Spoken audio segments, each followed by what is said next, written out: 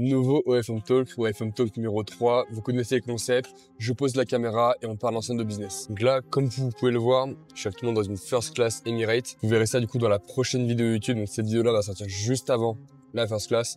Donc du coup, j'ai pris double first class. Je vous en dis pas trop. Vous verrez ça la semaine prochaine. Vous découvrez tout ça. Vous verrez, c'est un banger. Le sujet que je voulais aborder aujourd'hui, c'est le fait de bien s'entourer, d'avoir un bon entourage, un bon environnement pour évoluer dans le business. Ça, c'est quelque chose qui va être crucial et surtout, comment networker avec les bonnes personnes. Le networking, au début, personnellement, je pensais que c'était un peu du bullshit, ça servait un peu à rien, j'avais juste, vas-y, je fais mon argent de mon côté. Mais c'est vrai qu'une fois que j'ai commencé à développer ces compétences et à vraiment faire de l'argent grâce à ça, en fait, on se rend compte que le networking, c'est ultra puissant.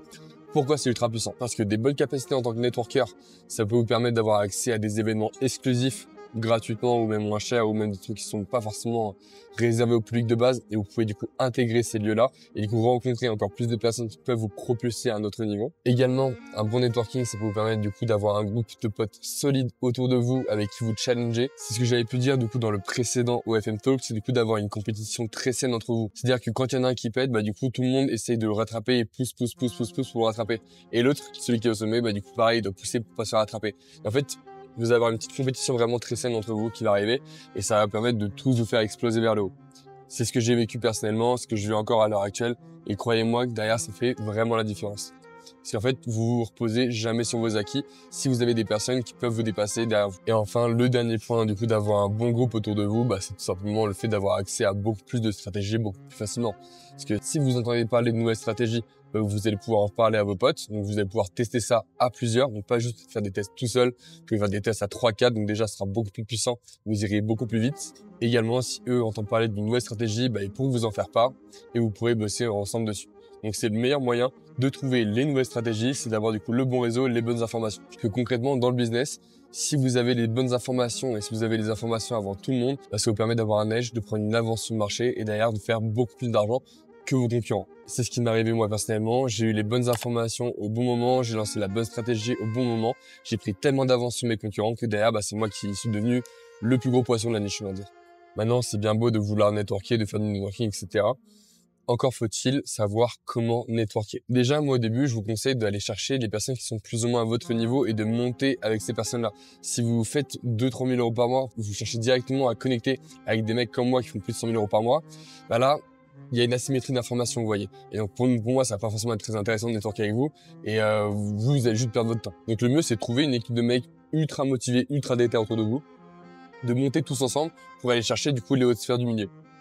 C'est ce que j'ai fait personnellement. J'ai eu un groupe, on s'est tous rencontrés quand on avait à peu près même pas 10 000 $ de bénéfices par mois. En fait, on a tous explosé d'un coup en même temps parce qu'on avait les bonnes informations, etc., et les bons process. Maintenant, le meilleur endroit pour venir networker aussi, c'est dans des endroits prestigieux.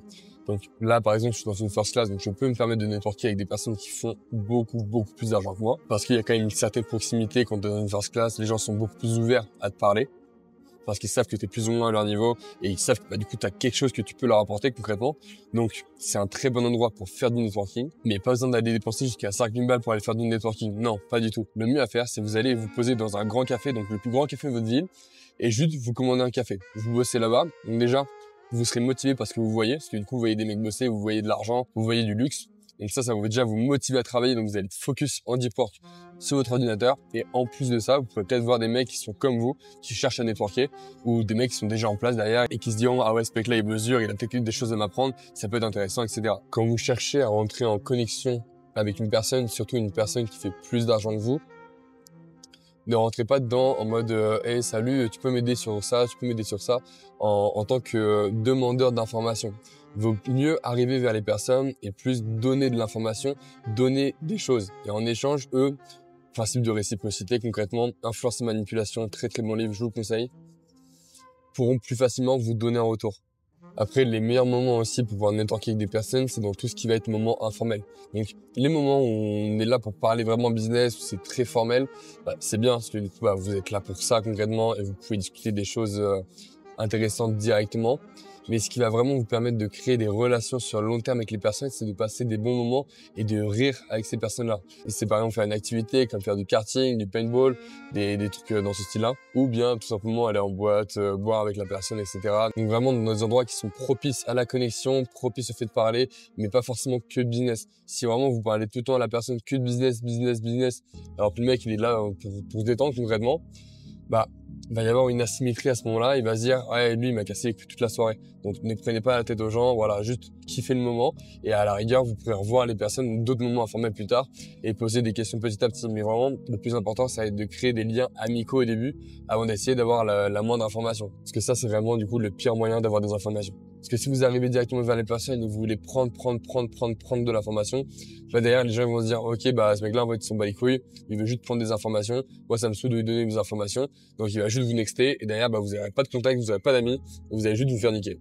Également un très bon moyen de rentrer en contact avec des personnes qui sont plus ou moins dans votre même mentalité, ça va être du coup de rencontrer des mecs sur des groupes Telegram ou des groupes Discord. Par exemple, je vous laisse du coup le groupe Discord de la formation juste en bas. Vous pouvez peut-être communiquer soit avec des personnes de la formation, soit avec des personnes du mentorship, ou peut-être même avec moi directement si vous avez de la chance. Et donc vraiment le but pour ça, ça va être déjà de vous montrer, de vous faire connaître, de donner de la valeur avant toute chose, avant de vouloir en prendre, et surtout créer des contacts sur le long terme avec qui vous allez pouvoir monter, évoluer, et vous verrez que l'histoire est beaucoup plus belle comme ça.